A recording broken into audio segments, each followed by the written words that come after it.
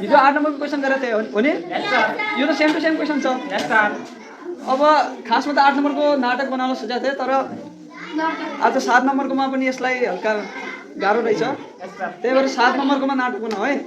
पहिला चाहिँ सुरुमा क्वेसन पढाउँ सबले। के हो के? ल हेर्ने, एउटा पसलेले रु 1400 मा टर्च किनेछन्। एउटा पसलेले, सुरुमा पसलेले किन्यो, अनि त्यस टर्चको अङ्कित मूल्य क्रय मूल्यको 40% ले बढी तोक्यो। अब त्यो पसलेले के गर्यो? जुन सामान किनेर ल्यायो नि टर्च, यसको चाहिँ मूल्य बढायो। कतिले बढायो? 40% ले बढायो। कसको 40% बढायो? नै केमा? क्रय मूल्यमा। के क्रय मूल्य? कसको मतलब त्यो टर्चको क्रय मूल्यको 40% चाहिँ बढाएर त्यसले अङ्कित मूल्य राख्यो। ठिक छ? पहिला मैले भनेको कुरा बुझ्ने, त्यसपछि त्यसको मूल्य बढायो। किनकि बढाउनै पर्यो, खालि टर्च ल्याएर त्यत्तिकै बेच्दियो भने कहाँदेखि फाइदा हुने? आउने फाइदा? त्यही भएर बढाइदियो। कतिले बढायो? 40% ले जतिमा किन्यो त्यसको 40% बढायो। त्यो त्यसको अङ्कित मूल्य भयो। यदि पसलेले उक्त टर्चलाई 20% छुटमा बेच्यो भने, अब जब बेचिरहेको थियो नि, बेच्ने बेला चाहिँ जुन किन्ने मान्छे थियो, किन्ने मान्छेले भन्यो कि मलाई थोडा डिस्काउन्ट चाहियो। अनि ल तँलाई कति चाहियो त? डिस्काउन्ट भन्यो 20%। म यति चाहिँ दिन सक्छु भन्यो। ल 20% लैजा। 20% मा त्यसले छुट दियो। त्यसपछि क नम्बरमा सोधेको छ, उक्त टर्चको अङ्कित मूल्य कति होला? कति होला? अब त्यो निकाल्नु है। 40% लाई बढाएर हामीले त्यसको अङ्कित मूल्य निकाल्नु। त्यसपछि ख नम्बरमा सोधेको छ, विक्रेताले कति रुपैयाँ छुट पायो? कति रुपैयाँ छुट पायो होइन? छुट चाहिँ हामीले केमा निकाल्छौँ? के को पर्सेन्टमा निकाल्छौँ हामीले? छुट भनेको चाहिँ अङ्कित मूल्यमा हो नि। अङ्कित मूल्यको कति भाग दियो त्यो भने त्यसको छुट हुन्छ। अनि पसलेले कति रुपैयाँमा टर्च बेच्यो? बेचेको भने के हो? बिक्री मूल्य होइन, के भन्छन्? विक्रय मूल्य, बिक्री मूल्य। बिक्री मूल्यलाई इङ्ग्लिसमा के भन्छन्? Selling price. सेलिङ प्राइस कसरी आउँछ? जति त्यसले तोक्यो नि पैसा, त्यसले तोकेको पैसादेखि छुट कति दियो त्यसलाई घटाइदिने, त्यो भने के आयो? त्यसको सेलिङ प्राइस। अनि कति नाफा कमायो भनेको छ। नाफा हामीले निकाल्न के गर्नुपर्छ? जतिमा किनेको छ नि त्यो किनेकोलाई हामीले बेचेकोदेखि घटाउनुपर्छ। मतलब सुरुमा हाम्रो जति लगानी छ त्यो लगानीलाई हामीले जति आम्दानी कमायो, आम्दानी भनेको त सेलिङ प्राइस हो, बिक्री मूल्य। बिक्री मूल्यदेखि त्यसलाई सुरुको पैसा जति लगायो त्यसलाई घटाइदिने।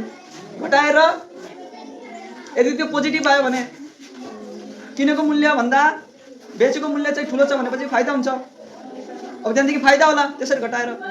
अनि त्यो फाइदालाई हामीले प्रतिशतमा लग्नु छ। ए भाइ, सुरुमा जति फाइदा आउँछ नि त्यो भनेको के हो?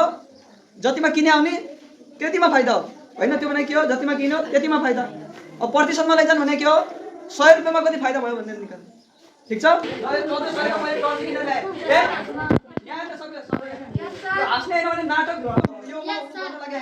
यो सिकाउनुको लागि हो। यो मैले 1400 मा टर्च किनेर ल्याएँ है। अब सुरुमा म यहाँ यसको कतिमा किने मात्रै लेख्छु है। हेर्ने 7 नम्बरको सोलुसन सुरुमा म यहाँ लेख्छु। यहाँ मतलब यहाँ के भयो? कतिमा किने है त्यो लेख्छु। ल हेर्ने, यहाँ सुरुमा चाहिँ मैले क्रय मूल्य लेख्छु। क्रय मूल्य भनेको मैले कतिमा किने सामान। जति बेला पनि बोलेको बोल्छु सर। क्रय मूल्य भनेको के हो? सिपी, कस्ट प्राइस हो नि, कस्ट प्राइस। अझै फेरि पछाडि बिहोस भयो, बिहोस होस्। कति बताऊँ म तँलाई? कति दिन बताऊँ म त? क्रय मूल्य सिपी कस्ट प्राइस हुन्छ बराबर कति हो? 1400 यति भयो। ठिक छ? अब त्यसपछि म यहाँ बसेर सोध्छु है यसरी। ल मैले यो टर्च चाहिँ लिएर आएँ, 1400 मा किनेर ल्याएँ। त्यसलाई कतिमा बेच्दाखेरि सही होला भनेर यसो सोध्छु। मैले सोधेँ ठिक छ। म चाहिँ मैले 40% बढाएर चाहिँ बेच्नु पर्ला यसरी सोचेँ होइन? ठिक छ? अब 40% म के को बढाउँछु? जतिमा किनेर ल्याएको छु त्यसकै त बढाउँछु। अब जुन म राख्छु नि मैले राख्ने मूल्य त्यसलाई भनिन्छ अङ्कित मूल्य है।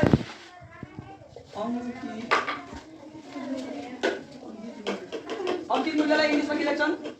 सर्टकटमा एमपी मार्केट प्राइस भन्छन् है। ए गरिमा सर मार्केट हो सर।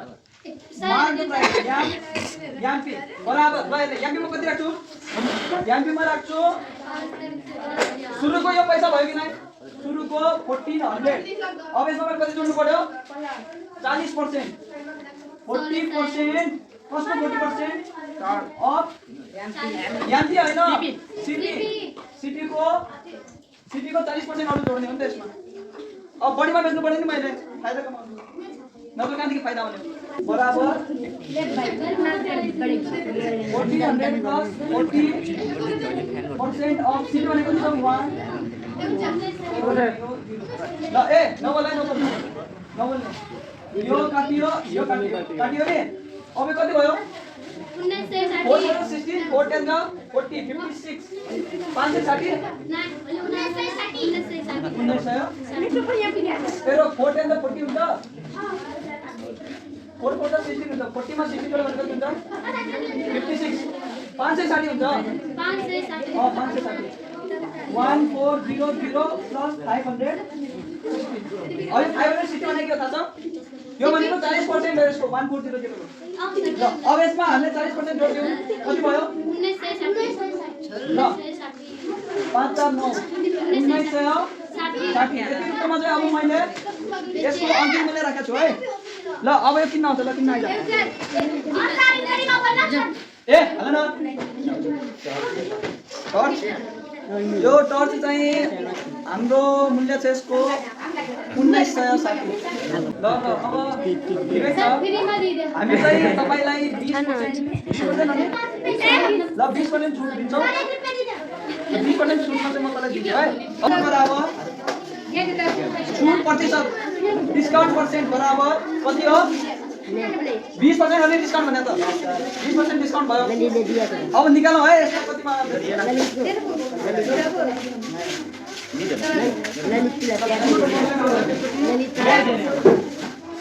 छुट भनेको डिस्काउन्ट बराबर अब छुट कति मिल्छ भन्ने कुरा हामीले कसरी निकाल्छौँ यो त एमपी छ नि एमपी यो अंकित मूल्य जति आयो त्यसकै हामीले 20% दिने हो ल 20% अफ एमपी बराबर 20 डिवाइड बाइ 100 इन्टु एमपी भनेको त 1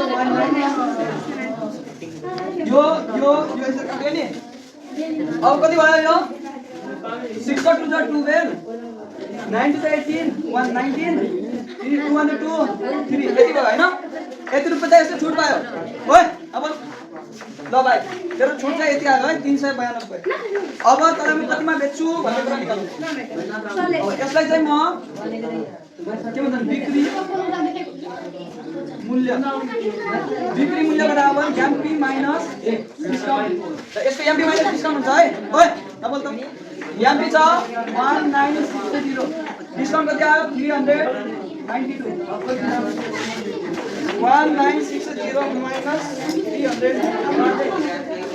1567 भाइ त बाहिर जा क्लास भन्नु बाहिर जा हल्ला नगर यहाँ भित्र बढी हुन्छ जस्तै नि कुटाइ खान दिन्छ ल हेर्ने है ए यहाँ ल भाइ तेरो टर्च पैसा दे मलाई 156 ल 1560 रुपैयाँ मैले कमाएँ है यहाँदेखि ठिक छ नि ल यति पैसा कमाएँ अब यति पैसा कमाइसकेपछि अब घाटा भयो कि नाफा भयो त्यो हेर्छौँ है अब यहाँ मैले बेचेँ यतिमा किन कतिमा थिएँ यतिमा मेरो लगानी कति छ यसमा यो नि लगानी सुरुमा किने मैले गरेको आम्दानी कति हो यति हो अब यसमा फाइदा भयो कि घाटा यो त ठुलो छ नि त ठुलो छ नि त्यही भएर हाम्रो यहाँ के भयो नाफा भयो ल यहाँदेखि निकालौँ है नाफा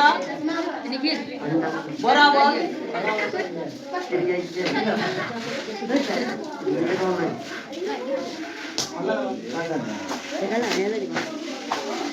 ल नाफा बराबर कति भयो यो एसपी देखि माइनस के गर्ने सीपी गर्ने यहाँ मैले एसपी त लेखेको छु है यो भने के हो एसपी हो यो भने है ल अब एसपी माइनस सीपी गरौँ एसपी भने कति आयो 1568 गाडी ल 1568 माइनस 1400 कति बच्यो यो 168 168 रुपियाँ चाहिँ मलाई फाइदा भयो है। अब यहाँ ध्यान दिनुपर्ने कुरा के छ भनेपछि ल यहाँ ध्यान दिने कुरा यो कति रुपियाँमा नाफा हो थाहा छ? यो 1400 मा हो। कतिमा हो? 1400 मा। तर अब हामीले के निकाल्नु छ भनेपछि 100 रुपियाँमा कति नाफा हुन्छ भनेर। त्यही भने के हो? नाफा प्रतिशत। ठीक छ? 100 रुपियाँमा कति नाफा हुन्छ भनेर। अब त्यसको लागि ल जस्तो यो नाफालाई हामीले के भन्छौँ? प्रॉफिट। पी भन्छौँ नि प्रॉफिट। अब यहाँ हामी प्रॉफिटको पर्सेन्ट निकालौँ है, कति पर्सेन्ट हुन्छ ल। त्यसको लागि ओइ तिमीहरु यतिकै हेरेर भन्न सक्छौ ल 1400 त बस्छ भाइ। 1400 मा 168 भयो भने 100 रुपैयाँमा कति फाइदा होला बताउन सक्छौ? यदि यो टर्च किनेको मूल्य चाहिँ 100 रुपैयाँ भनेपछि त्यसको फाइदा चाहिँ कति हुँदो रहेछ? कतिमा? उत्तिकै बताउन सक्छौ? यो त 1400 मा फाइदा भयो। भयो नि 1400 मा। यदि 100 मा किन्यो भने चाहिँ कति फाइदा होला? एउटा यो तरिकामा छ। 1400 मा कतिवटा सही छ बताउन सक्छौ? 14 वटा सही छ नि। यदि मैले यसलाई 1400 लाई 14 ले भाग गर्दिए भने कति आउँछ? 100 आउँछ नि? 100 आउँछ नि। त्यस्तै मैले यसलाई 14 ले भाग गर्दिए भने के आउला? 168 लाई पनि मैले 14 ले भाग गर्दिए भने के आउला? 100 रुपैयाँमा कति फाइदा हुँदो रहेछ भन्ने आउला कि नै? आउला नि? हो त्यो अब डिफरेन्ट कुरा भयो। अर्को तरिकाले सोच्नु हैन। तर अब हामी यहाँ सिम्पल तरिका हेरौँ है।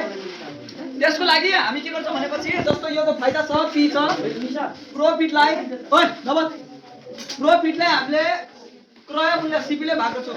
अब यस्तो किन गर्छौँ भन्दाखेरि अब यो सीपी ले भाग गरे भने के आउँछ कि यदि मैले 1 रुपैयाँमा किने भए हैन 1 रुपैयाँमा किने भए कति फाइदा हुँदो रहेछ भन्ने कुरा आउँछ।